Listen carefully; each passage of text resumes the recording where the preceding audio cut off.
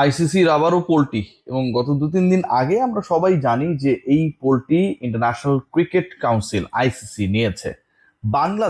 বাংলাদেশের বিশ্বকাপ ফিউচার আসলে আইসিসির এমন পোলটির কারণে কতটা প্রেসারে পড়েছে। 2027 বিশ্বকাপে বাংলাদেশ যেখানটায় খেলার পরিকল্পনা করছে, সরাসরি কোয়ালিফাই করার পরিকল্পনা করছে সাউথ আফ্রিকা, নামিবিয়া এবং জিম্বাবুয়েতে, সেই বিশ্বকাপে বাংলাদেশ সত্যি কি সরাসরি কোয়ালিফাই করতে পারবে? কারণ আইসিসির যে কাট অফ ডেডলাইন, যেই ডেডলাইনের মধ্যে বাংলাদেশকে টপ 9 টিমের মধ্যে থাকতে হবে, 9তম বা 9ম টিমের মধ্যে থাকতে হবে, সেই ডেডলাইনটা চেঞ্জ হয়ে গেছে। এবং সেটা হচ্ছে কতদিন, মানে যেটা ছিল 2027-এর মার্চের লাস্ট ডে পর্যন্ত, 31 মার্চ পর্যন্ত, সেটা এগিয়ে আনা হয়েছে 2026-এর সেপ্টেম্বরে। মানে সেপ্টেম্বরকে যদি আপনি 2026-এর 30 তারিখ পর্যন্ত ধরেন, তাহলে অক্টোবর, নভেম্বর, ডিসেম্বর, জানুয়ারি, ফেব্রুয়ারি, মার্চ, 6 মাস। এই 6 মাসে বাংলাদেশ অন্তত দুটা ইন্টারন্যাশনাল ওয়ানডে সিরিজ খেলতো, এবং সেই ওয়ানডে সিরিজ গুলো আলটিমেটলি বাংলাদেশের কোয়ালিফাই করার ক্ষেত্রে যে কাট অফ ডেডলাইনটা, যেটা 27 মার্চের 31 তারিখ পর্যন্ত ছিল, সেটাকে সেপ্টেম্বরের 2026-এ নিয়ে আসা হয়েছে। এই যে 6 মাস এগিয়ে আনা হয়েছে, সেই সিরিজগুলো বাংলাদেশের কোয়ালিফাই করার যে ইকুয়েশন, সমীকরণ, সেখানটায় কোনোভাবেই কার্যকর হবে না, কোনো গুরুত্ব রাখবে না। এখন হিসাবটা হচ্ছে যে বাংলাদেশ যারা সরাসরি কোয়ালিফাই করা নিয়ে মোটামুটি একটা প্রেসারে পড়েছে। সাকিব আল হাসান, দেন নাজমুল হোসেন শান্ত, বাংলাদেশ দলের মেহেদী হাসান মিরাজ ক্যাপ্টেন্সির দায়িত্ব নেবার আগ পর্যন্ত যারা ওয়ানডে ক্যাপ্টেন্সির দায়িত্বটা পালন করেছেন, আন্ডার দেয়ার লিডারশিপ বাংলাদেশের বিশাল একটা ফল হয়েছে। তাদের লিডারশিপকে যতটুকু দায়ভার দেওয়া যায়, তার থেকে ওই সময়ের যে বোর্ড, ফারুক আহমেদের বোর্ড, সেই বোর্ডের সময় ওয়ানডের জয়ের যে হার, সেটা ছিল 13 থেকে 15% মাত্র। এবং যেটার একটা বড় প্রভাব ছিল র্যাঙ্কিং এর, রেটিং পয়েন্টসে। শেষ পর্যন্ত বাংলাদেশ জিম্বাবুয়ে সিরিজের আগে টানা 4টা সিরিজে জিতেছে। ওয়ানডেতে টানা 4 সিরিজে জিতে বাংলাদেশ এই মুহূর্তে টেবিলে 9 নম্বরে অবস্থান করছে। এখন এই 9 নম্বরে অবস্থান করা বাংলাদেশের জন্য অ্যাপারেন্টলি মনে হতে পারে যে বাংলাদেশ একটা সেফ প্লেসে রয়েছে, যেহেতু 9-এর মধ্যেই থাকতে হতো 2027-এর 31 মার্চ পর্যন্ত।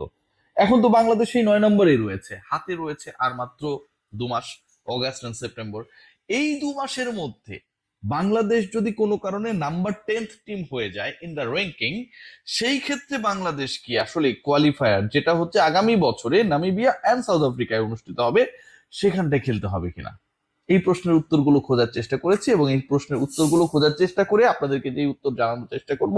একই সাথে বিশ্বকাপের 12টা ভেন্যুস কনফার্ম হয়ে গেছে, এবং সেই ভেন্যুগুলোতে বাংলাদেশের খেলা আসলে কোথায় পড়তে যাচ্ছে। সাউথ আফ্রিকায় বাংলাদেশে বেশি ম্যাচ হবে নাকি জিম্বাবুয়ের মতো কিংবা নামিবিয়ার মতো যেই দেশগুলো রয়েছে, ছোট দেশগুলো, সেই দেশগুলোতে আসলে বাংলাদেশের অধিকাংশ ম্যাচেস খেলানো হবে, সেই একটা প্রশ্নের উত্তর আমরা খোঁজার চেষ্টা করব। প্রথমে যে পয়েন্টটা ডিসক্রাইব করতে চাই, সেই পয়েন্টটা হচ্ছে 2027-এর 31 মার্চ।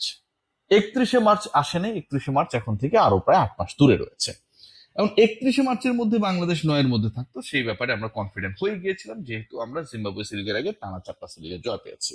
এখন আসছে 2026-এর সেপ্টেম্বরের 30 তারিখ।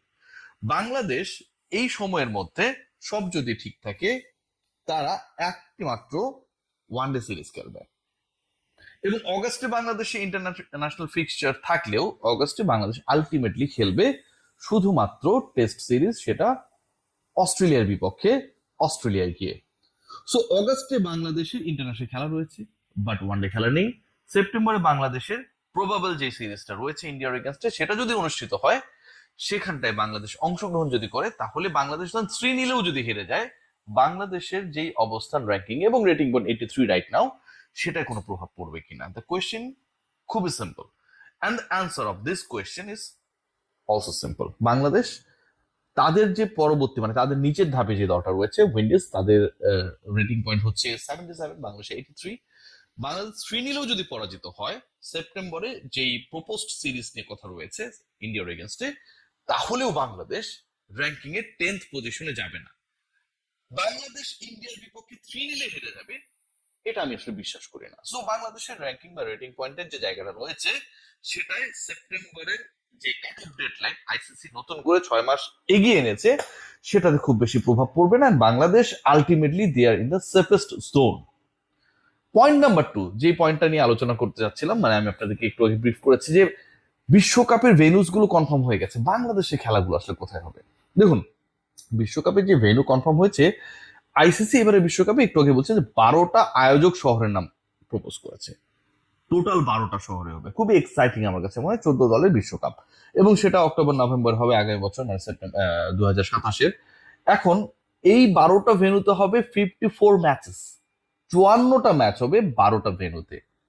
54টা ম্যাচ যে অনুষ্ঠিত হবে, তার আগে যেই সুপার লিগটা হবে, সুপার লিগ বা কিছু একটা কোয়ালিফায়ারই বলতে পারেন, 12, 13 এবং 14 নম্বর টিমের মধ্যে সেইখানকার ম্যাচেস গুলো কিন্তু অ্যাডেড।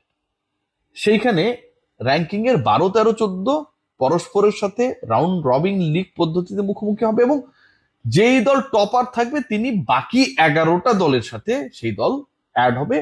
তখন 12টা শীর্ষ দল দুই ভাগে ভাগ হয়ে একে অপরের সাথে মুখোমুখি হবে। এই ফরম্যাটটা আমি প্রিভিয়াসলি আলোচনা করেছি। এখন এই যে 12টা আয়োজক শহরের নাম বলা হয়েছে, তার মধ্যে 8টা হচ্ছে সাউথ আফ্রিকায়, 3টা জিম্বাবুয়েতে, একটা নামিবিয়ায়। ক্লিয়ার? জিম্বাবুয়ে আর নামিবিয়া তো বিশ্বকাপে খেলবে, বাংলাদেশের ম্যাচেসগুলো কোথায় হবে সেই আলোচনা আসছি। যেহেতু Zimbabwe and Namibia, along with South Africa, they are the host of the upcoming World Cup. So Zimbabwe and Namibia, they must play their matches. বিশ্বকাপে যে ম্যাচেস গুলো তারা খেলবে, সেটা সংখ্যায় যাই হোক না কেন, সেই ম্যাচগুলো দে উইল প্লে, তারা তো টপ 12 এর মধ্যেই হোপফুলি থাকবে, দে উইল প্লে কোথায় খেলবে, তাদের দেশে খেলার চেষ্টা করবে। সো ফ্রম দ্যাট কানেকশন, জিম্বাবুয়েতে ম্যাচের সংখ্যা হতে পারে ম্যাক্সিমাম 10, মিনিমাম 7। নামিবিয়াতে প্রপোজ করা হয়েছে যে 3টার বেশি ম্যাচ হবে না, ধরে নেওয়া হচ্ছে নামিবিয়া টপ 12-এ কোয়ালিফাই করবে না। তার মানে ওই যে 12, 13, 14 যে ম্যাচগুলো, সেগুলো নামিবিয়াতে অনুষ্ঠিত হবে, বড় দলের ম্যাচেসগুলো আলটিমেটলি সেখানে হবে না। যেহেতু জিম্বাবুয়ে এবং নামিবিয়া তাদের ম্যাচেসগুলো তাদের দেশেই খেলার চেষ্টা করবে, ডেফিনেটলি বাংলাদেশে যখন বিশ্বকাপ 31 হবে, আমরা আমাদের দেশেই আমাদের ম্যাচেসগুলো খেলবো। Simple math. So Bangladesh and Zimbabwe, ওই যে সুপার 12 বা টপ 12 যারা ভাগ হয়ে যাবে দুই গ্রুপে 6-6 করে, বাংলাদেশ এন্ড জিম্বাবুয়ে যদি সেম গ্রুপে না পড়ে, বাংলাদেশের প্রথম 5টার ম্যাচের কোনো ম্যাচই জিম্বাবুয়েতে পড়ার সম্ভাবনা থাকবে না। Simple math. বাংলাদেশ যদি জিম্বাবুয়ের গ্রুপে না পড়ে, ওই যে 6-6 করে ভাগ হবে গ্রুপ এ এন্ড বি, তাহলে বাংলাদেশের কোনো ম্যাচে জিম্বাবুয়েতে হওয়ার চান্স ইজ ভেরি, আমার কাছে মনে হয়, আনলাইকলি। সো বাকি যে 8টা ভেন্যু রয়েছে, সাউথ আফ্রিকার যে 8টা ভেন্যু রয়েছে, সেই 8টা ভেন্যু যদি আপনাদের সাথে শেয়ার করি, সেই 8টা ভেন্যু হচ্ছে Johannesburg, Centurion, Durban, Gqeberha, KuGompo city, Cape Town, Paarl and Bloemfontein. এই যে 8টা সিটি রয়েছে, সেখানটাই বাংলাদেশ আলটিমেটলি তাদের 2027 বিশ্বকাপের মূল পর্বের ম্যাচেসগুলো খেলবে। বাংলাদেশের একটা বা ম্যাক্সিমাম 2টা, এটার সম্ভাবনা 2টা হওয়ার সম্ভাবনা খুবই কম, ম্যাচ অনুষ্ঠিত হতেও পারে জিম্বাবুয়েতে। নামিবিয়ায় বাংলাদেশের ম্যাচ যে হবে না, সেটা মোটামুটি আমরা বলতেই পারি। সো লং স্টোরি যদি শর্ট করি, তাহলে কি দাঁড়ায়, যে আপকামিং ওয়ার্ল্ড কাপে যে কাট অফ ডেডলাইন, যেটার মধ্যে বাংলাদেশকে র্যাঙ্কিং এ 9 নম্বরে থাকতে হবে 2027-এর 31শে মার্চের মধ্যে, সেটা 6 মাস এগিয়ে এনেছে আইসিসি, অ্যান্ড 6 মাস এগিয়ে এনে সেটাকে 30শে সেপ্টেম্বর করা হয়েছে। 30 সেপ্টেম্বরের মধ্যে বাংলাদেশের টপ 9-এ থাকা নিয়ে খুব বেশি সন্দেহ নেই। যদি ভারতের বিপক্ষে সিরিজ অনুষ্ঠিত হয়, বাংলাদেশ যদি সবচেয়ে ওয়ার্স্ট রেজাল্ট 3-0 হেরে যায়, তাতেও কোনো সমস্যা থাকবে না। যদি বাংলাদেশ সেই সিরিজে 2-1 পরাজিত হয়, অথবা 1-2 জিতে যায়, অথবা 3-0 জিতে যায়, তাহলে তো আরো ভালো। আর বাংলাদেশের আপকামিং ওয়ার্ল্ড কাপে যেই 12টা ভেন্যুতে আসলে বিশ্বকাপের 14টা ম্যাচ হবে, ম্যাক্সিমাম ম্যাচ অনুষ্ঠিত হবে সাউথ আফ্রিকায়, কারণ দে হ্যাভ দ্য 8 ভেন্যুস। জিম্বাবুয়ের যে ম্যাচেস গুলো হবে তাদের 3টা ভেন্যুতে, সেগুলো আলটিমেটলি হোস্ট জিম্বাবুয়ের ম্যাচেস গুলোই সেখানটায় হওয়ার সম্ভাবনা রয়েছে। বাংলাদেশ জিম্বাবুয়ে প্রাথমিকভাবে, মানে গ্রুপ অফ 6 যেটা বলা হচ্ছে, সেখানটায় যদি এক গ্রুপে না পড়ে, তাহলে বাংলাদেশের জিম্বাবুয়েতে খেলার সম্ভাবনা খুবই কম। সবাই ভালো থাকবেন।